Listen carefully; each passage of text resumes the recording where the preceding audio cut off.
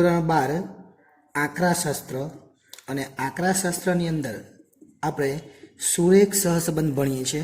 એમાં સ્વાધ્યાય 2.2 એના ટોટલ 11 દાખલાઓ જોયા હતા અને આ બધા મોટા દાખલાઓ હતા, એટલે જે આપણે 5 માર્ક્સમાં પૂછાય. હવે આપણે જે જોવાના છે નાના દાખલાઓ છે, જે 12 નંબરનો જે દાખલો છે એ નાના દાખલાઓ છે, 2 માર્ક્સ 3 માર્ક્સની અંદર આપણને પૂછાય. એટલે બહુ અગત્યના દાખલાઓ છે, સમજજો. માર્ચ 2022માં દાખલો પૂછાયેલો હતો. શરૂઆત કરી આપણને શું આપેલું છે? n બરાબર 10, કો xy બરાબર 30, xનું પ્રમાણિત વિચલન, xનું પ્રમાણિત વિચલન એને કહેવાય sx. શું કહેવાય? sx. એ આપણને આપેલું છે 5. અને y નું વિચરણ એટલે sy કહેવાય, પણ એનો વર્ગ છે જે આપણને આપેલું છે 144. નમસ્કાર વિદ્યાર્થી, આવી ગઈ છે આપણી એપ્લિકેશન SS એજ્યુકેશન. આ એપ્લિકેશન ઇન્સ્ટોલ કરો. હવે થશે એકાઉન્ટ અને સ્ટેટનો ડર દૂર. મળશે સંપૂર્ણ પાયાથી શિક્ષણ. બધા જ પ્રશ્નો, બધા જ સ્વાધ્યાય અને બોર્ડમાં પૂછાયેલા દાખલાનો સમાવેશ એક જ કોર્સમાં ફક્ત ₹499. તો કોર્સને પરચેસ કરી આ એપ્લિકેશનનો લાભ મેળવો. વધુ માહિતી માટે SS એજ્યુકેશન એપ્લિકેશનને વિઝિટ કરી શકો છો. વિચરણ એટલે વર્ગ, વિચલન એટલે ખાલી sx. એટલે પ્રમાણિત વિચલન એટલે sx અને પ્રમાણિતનું વિચલનની જગ્યાએ વિચરણ એટલે તો વર્ગ. તો આનું વિચરણનો વર્ગ કરવા માટે વર્ગને આપણે કાઢી નાખીએ એટલે sy બરાબર કેટલા થાય? 144 નું વર્ગમૂળ એટલે 12 થાય. કેમ? 12 ગુણ્યા 12 કરીએ તો 144 થઈ જાય. એવું નહીં લખવું હોય તો આ રીતના બી લખાય, sy સ્ક્વેર બરાબર 144 એટલે s સ્ક્વેર y બરાબર 12 નો વર્ગ. કેટલા થાય? 12 નો વર્ગ. અને બંને બાજુથી વર્ગ વર્ગ નીકળી જાય એટલે sy બરાબર 12 થઈ જાય. આવું લખો તો પણ ચાલે, પણ આપણને એ કામનું નથી, આપણને તો ખાલી આ જોઈતું હતું એ મળી ગયું. કોઈ xy પણ આપેલો જ છે એટલે એકદમ જ ઇઝી, ખાલી સૂત્ર આવડવું જોઈએ. સૂત્ર કયું? તો r બરાબર, સૂત્ર કયું છે? r બરાબર કો xy. કો xy એને ગુજરાતીમાં કહેવાય સહવિચરણ. શું કહેવાય? સહવિચરણ. એટલે સહવિચરણ લખેલું હોય તો બી આપણે એને શું સમજીશું? કો xy સમજીશું. એટલે સહવિચરણ આપણને આપેલું છે અને sx ઇન્ટુ sy આવું આપણે લખી દેવાનું. એટલે sx ઇન્ટુ sy, sx પણ છે ને sy પણ છે. એક વસ્તુ એવી છે જે n આપેલો છે એ 10, એ અહીંયા કોઈ જગ્યાએ ઉપયોગમાં નહીં લેવાશે. ખાલી ભૂલમાં આપણે અહીંયા કોઈ જગ્યાએ વાપરી નહીં દઈએ એટલા માટે આપણને આપેલું છે, એટલે એનો કોઈ જગ્યાએ ઉપયોગ કરવાનો નથી. ચલો, કો xy કેટલા છે? તો કો xy આપણને આપેલા છે 30, એને અહીંયા લખી દઈએ 30. sx કેટલા છે? તો sx 5 છે. અને sy ખાસ ધ્યાન આપજો, 144 નથી પણ 12 છે એટલે 12. એટલે 30 ના છેદમાં 12 પંચા કેટલા થાય? 60. અને પછી આપણે 30 ભાગ્યા 12 કરી દેવાના એટલે જવાબ આવી જાય 0.5. બસ આટલો સરળ દાખલો છે, એકદમ જ ઇઝી અને સરળતાથી જવાબ આવી જાય એવો દાખલો છે. ફક્ત સમજવાનું શું છે? જો પ્રમાણિત વિચલન આપેલું હોય તો એને શું કહેવાય? જો x નું પ્રમાણિત વિચલન આપેલું હોય તો sx. જો y નું પ્રમાણિત વિચલન આપેલું હોય તો પ્રમાણિત વિચલન આપેલું હોય તો sy. જો x નું વિચરણ આપેલું હોય તો વિચરણ તો s સ્ક્વેર x. અને y નું વિચરણ આપેલું હોય તો s સ્ક્વેર y. અને જો સહવિચરણ આપેલું હોય તો કો xy.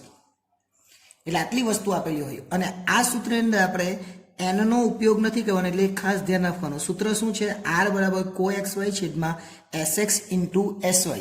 એટલે sx અને sy નો ગુણાકાર કરવાનો. એટલે ખૂબ જ અગત્યનો દાખલો હતો, માર્ચ 2022માં પૂછાયેલો હતો.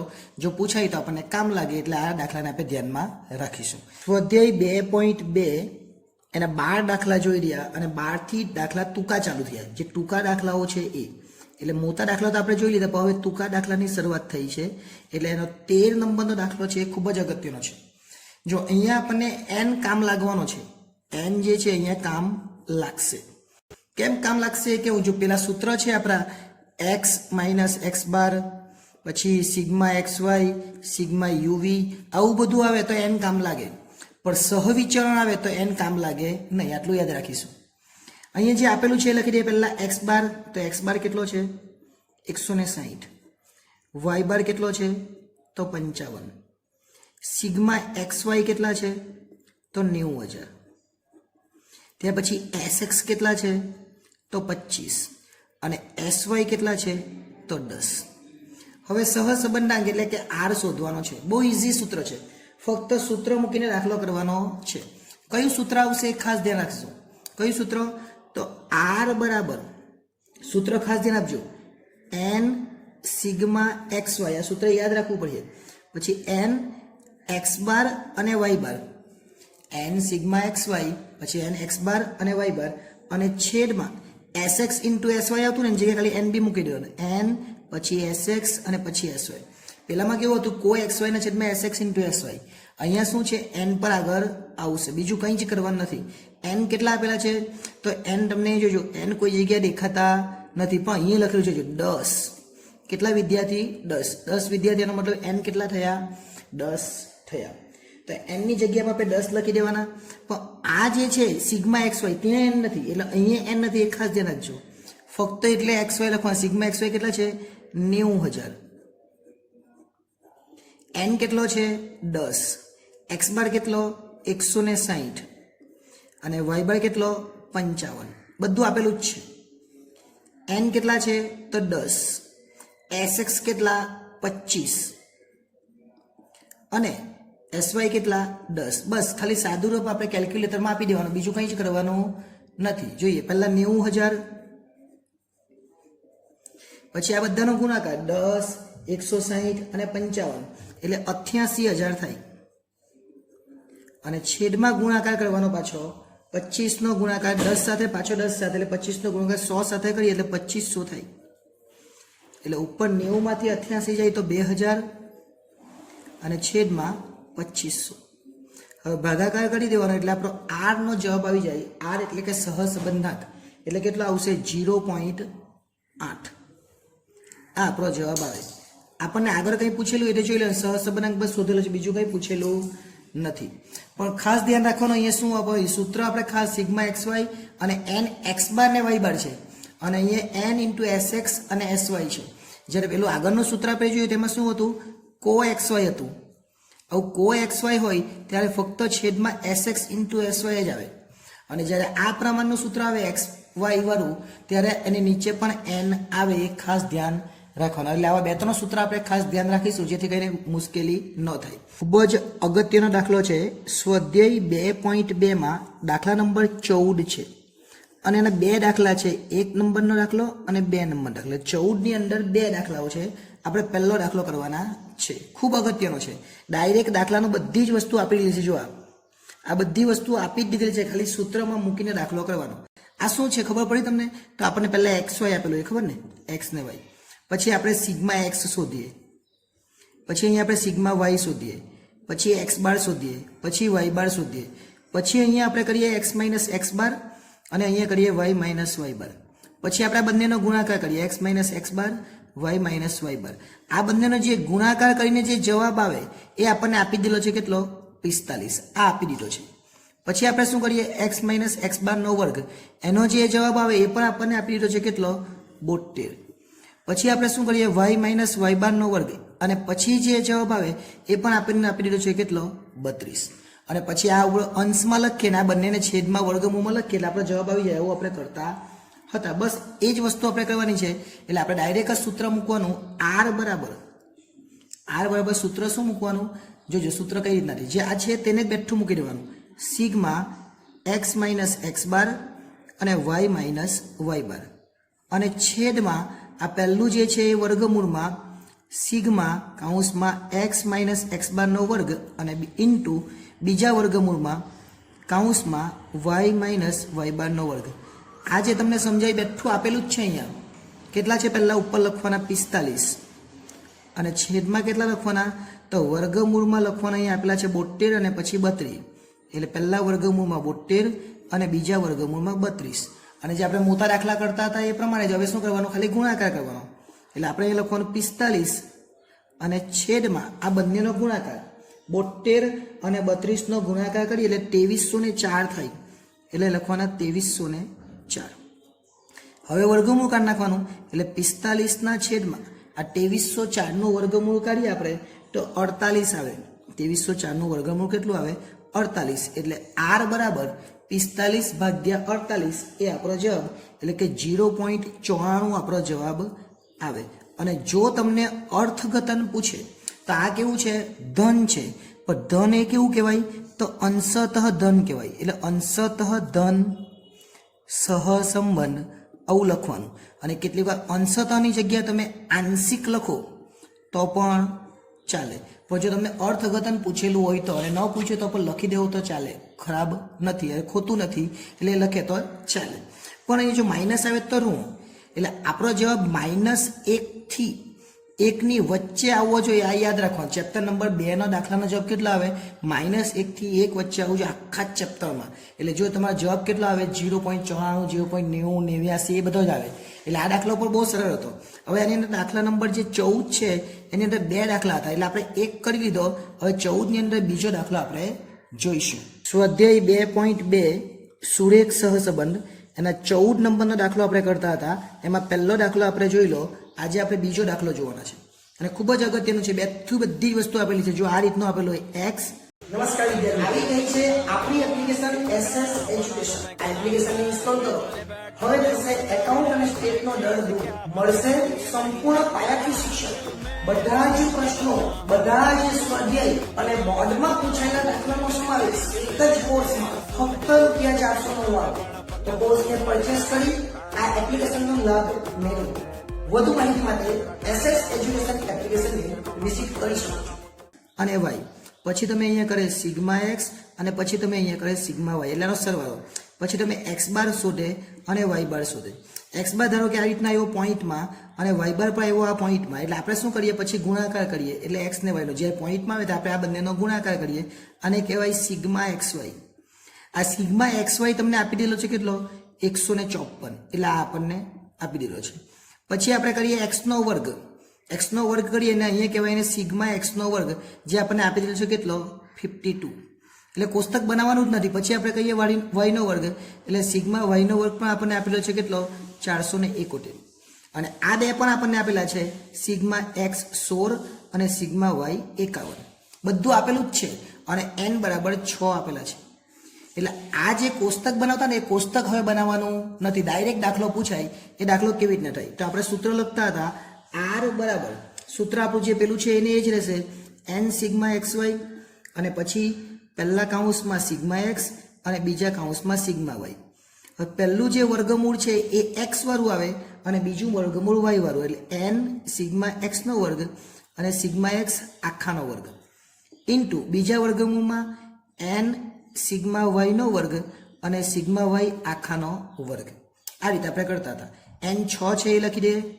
સિગ્મા xy આપણે જોયા, જો અહીંયા લખેલા જ છે મેં. અહીંયા સિગ્મા xy કેટલા? 154. સિગ્મા x કેટલા? 16. સિગ્મા y કેટલા? તો અહીંયા 51. એ બધું આપેલું જ છે. એ જ રીતના છેદમાં n 6 છે, x સ્ક્વેર અહીંયા આપેલો જ છે 52. અને પછી આપણને સિગ્મા x નો વર્ગ, એટલે સિગ્મા x એટલે 16 છે, તો 16 નો વર્ગ કરવાનો આપણે, આખું અહીંયા સુધી વર્ગમૂળ લખવાનું. પછી ઇન્ટુ બીજા વર્ગમૂળમાં 6 છે, સિગ્મા y સ્ક્વેર 471 છે, ઓછા 51 નો વર્ગ, કેમ કે 51 એટલે સિગ્મા y છે, એટલે 51 નો વર્ગ અને વર્ગમૂળ આખું અહીંયા સુધી લખવાનું. ચલો હવે સાદુરૂપ આપી દઈએ એટલે દાખલો આપણો પૂરો થઈ જાય. ચલો સાદુરૂપ આપવા માટે શું કરવાનું? તો પહેલાં આપણને આપેલું 154 ગુણ્યા 6 કરી દેવાના. 154 ગુણ્યા 6 કરીએ એટલે 924 આવે. અને 16 ગુણ્યા 51 કરીએ એટલે 816 આવે. હવે વર્ગમૂળ પાછું લખી દેવાનું. 52 ગુણ્યા 6 એટલે 312 અને 16 નો વર્ગ એટલે 256. આ પહેલું વર્ગમૂળ પૂરું. એ જ રીતના બીજું વર્ગમૂળ 471 ગુણ્યા 6 એટલે 2826 આવે. અને 51 નો વર્ગ એટલે 2601. ત્યાર પછી 924 માંથી 816 ને બાદ કરવાના એટલે 108 વધે. અને છેદમાં પહેલા વર્ગમૂળમાં લખવાના 312 માંથી 256 જાય એટલે 56 વધે. અને બીજા વર્ગમૂળમાં 2826 માંથી 2601 જાય એટલે 225 વધે. હવે આ બંનેનો ગુણાકાર કરી દેવાનો એટલે 108ના છેદમાં આ બંનેનો ગુણાકાર કરીએ. આ બંનેનો ગુણાકાર નહીં કરવો હોય ને વર્ગમૂળ કાઢીને ગુણાકાર કરે તો પણ ચાલે. આ બંનેનો ગુણાકાર કરીએ એટલે વર્ગમૂળમાં થાય 12600. હવે આ 108 છે એ લખવાના અને 12600નું વર્ગમૂળ કરવાનું. 12600નું વર્ગમૂળ કરે એટલે 112.25 આવે. 2 પોઈન્ટ લેવાના. હવે ભાગાકાર કરી દે એટલે આપણને આરનો જવાબ મળી જાય. એટલે આર બરાબર 0.95 સમથિંગ આવે એટલે 0.96 આપણો જવાબ આવશે. આ ભાગાકાર કરજો કેટલો જવાબ આવશે 0.96. આને લખી દેવાનું આન્સર. જો અર્થઘટન પૂછેલું હોય તો શું કહેવાય? આંશિક અથવા અંશતઃ ધન સહ સંબંધ એવું કહેવાય. પણ જો અહીંયા માઇનસ આવે તો ઋણ, જો 1 આવે તો સંપૂર્ણ ધન સહસંબંધ. જો -1 આવે તો સંપૂર્ણ ઋણ સહસંબંધ એવું કહેવાય. એટલે આ દાખલો પણ બહુ ઈઝી હતો. 14 નંબરનો દાખલો હતો. એમાં એક દાખલો આપણે કહેલો હતો, આ બીજો દાખલો હતો. ધોરણ 12 આંકડાશાસ્ત્ર સ્વાધ્યાય 2.2 એટલે કે પાર્ટ 1 નું સુરેખ સહસંબંધ છે. એના આપણે 1 થી લઈને 14 સુધીના દાખલા જોઈ લીધા. 11 સુધી મોટા દાખલા હતા અને પછી 12, 13 અને 14 જે જોઈએ એ ટૂંકા દાખલા હતા. આ 15મો પર ટૂંકો દાખલો જ છે, પણ સમજવાનું એ છે કે આને કહેવાય શું, અને દાખલો આપણે એકદમ ઈઝી થઈ જાય. પહેલું છે મધ્યક અને x નો, એટલે મધ્યક એટલે x બાર 60 આપેલો છે અને મધ્યક y નો એટલે y બાર 95 આપેલા છે એકદમ ઈઝી. મધ્યકમાંથી લીધેલા, સાંભળજો, મધ્યકમાંથી લીધેલા વિચલનોના વર્ગોનો સરવાળો, વિચલનોના વર્ગોનો સરવાળો એટલે મધ્યકમાંથી લીધેલા વિચલનોના વર્ગોનો સરવાળો એટલે આ મધ્યક છે. એમાંથી લીધેલા વિચલનોના વર્ગોનો સરવાળો એટલે x માઇનસ x બાર અને એનો વર્ગ અને સરવાળો એટલે સિગ્મા. મધ્યકમાંથી લીધેલા વિચલનોના વર્ગોનો સરવાળો એટલે સિગ્મા x માઇનસ x બાર 920 આપેલો છે. એ જ રીતના y નું લખીએ તો સિગ્મા y માઇનસ y બાર એનો વર્ગ 1050.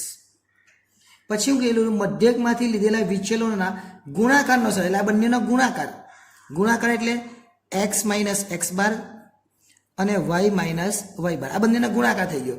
પછી હું કીધું એનો ગુણાકારનો સરવાળો, વર્ગ નથી, ખાલી ગુણાકારનો સરવાળો એટલે સિગ્મા x માઇનસ x બાર અને y માઇનસ y બાર એ આપણને આપેલું છે -545. સૂત્ર તો આપણને ખબર જ છે, આના છેદમાં બંને મૂકી દેવાનું વર્ગમૂળમાં એટલે પૂરું થઈ જાય. સમજવાનું એ છે કે કોને શું કહેવાય, આ જે શબ્દો છે. તો r બરાબર આ બેઠું સૂત્ર મૂકી દેવાનું સિગ્મા x માઇનસ x બાર અને y માઇનસ y બાર છેદમાં પહેલા વર્ગમૂળમાં પહેલું લખવાનું સિગ્મા x માઇનસ x બારનો વર્ગ ઇન્ટુ બીજા વર્ગમૂળમાં સિગ્મા y માઇનસ y બારનો વર્ગ. ઓકે, ચલો હવે આપણે લખી દઈએ પહેલું x માઇનસ એટલે 545 છે આપણી પાસે અને 545 લખી દે, આ કંઈ નથી 545 અને વર્ગમૂળમાં પહેલા વર્ગમૂળમાં કેટલા લખવાના 920 અને બીજા વર્ગમૂળમાં કેટલા લખવાના 1050. કંઈ જ નથી કરવાનું, ખાલી સમજવાનું. એટલે આવા દાખલા 2-3 માર્ક્સમાં આપણને પૂછાય. 545 બેથર લખી દેવાના. હવે ફક્ત ગુણાકાર કરી દેવાના બંનેનો 920 ગુણ્યા 1050 એટલે ગુણાકાર કરીએ એટલે 966 અને પછી પાછા 3 0 9,66,000નું વર્ગમૂળ કરવાનું. 545 છેદમાં 9,66,000નું વર્ગમૂળ એટલે 982.85 આવે. એટલે છેલ્લે લખવાનું r બરાબર ભાગાકાર કરી દે એટલે 0.55 ઉપર માઇનસ છે એટલે માઇનસ લખવાનું. -0.55 આપણો જવાબ આવે. માઇનસ આવ્યું એટલે આપણે શું લખવાનું? આંશિક અથવા એને અંશતઃ કહેવાય, બેમાંથી એક લખવાનું. આંશિક અથવા અંશતઃ ઋણ સહસંબંધ. જો પ્લસ આવતે તો ધન, અને આગળ કીધું એ પ્રમાણે -1 આવે તો સંપૂર્ણ ઋણ અને +1 આવે તો સંપૂર્ણ ધન. આ યાદ રાખવાનું. અને પોઈન્ટમાં આવે તો અંશતઃ અને આંશિક લખવાનું. એટલે આ દાખલા ખૂબ જ જરૂરી છે અને પૂછાય એવા દાખલા છે. એટલે આપણે દાખલા નંબર 12 જોયો, 13 જોયો અને 14માં 2 દાખલા જોયા અને 15 એટલે એમ ટોટલ જોવા છે 1 2 3 4 5 દાખલાઓ છે. આ 5 દાખલા આપણને 2 અથવા 3 માર્ક્સમાં પૂછાઈ શકે. કેટલીક વાર 2 માં પણ પૂછાય ને કેટલીક વાર 3 માં પણ પૂછાય. એટલે આ ટૂંકા દાખલા ખૂબ અગત્યના હતા. જે મોટા દાખલા છે એ મોટા દાખલાના સૂત્રને આધારે જ હતું આ બધું, પરંતુ આપણે ખાલી ઓળખવાનું હતું એટલું કે એક્સ બાર કોને કહેવાય, વાય બાર કોને કહેવાય. મધ્યકમાંથી લીધેલા એટલે આ મધ્યક છે ને એમાંથી લીધેલા વિચલનોના વર્ગા અને એનો સરવાળો એટલે x માઇનસ x બારનો વર્ગ, આગળ સમીશન સિગ્મા. એટલે એ પ્રમાણે આપણે કરીએ તો આપણને એમાં પણ કોઈ પ્રોબ્લેમ થાય નહીં. અહીંયા લખેલું મધ્યકમાંથી લીધેલા વિચલનો, એટલે આ મધ્યકમાંથી લીધેલા વિચલનો છે એ બંનેનો ગુણાકાર કરી દેવાનો અને સરવાળો કરવાનો, એટલે એ 545 આપેલા છે. એટલે આ રીતે કરીએ તો આ દાખલા પણ આપણા પૂરા થઈ જાય. એટલે અહીંયા આપણે સ્વાધ્યાય 2.2 સંપૂર્ણ રીતે પૂરું કરીએ છીએ. નેક્સ્ટ ટાઈમ જ્યારે મળીશું ત્યારે સ્વાધ્યાય 2.3 અને ચેપ્ટર 3 અને 4 જે બાકી છે એ પણ જોઈશું. આભાર.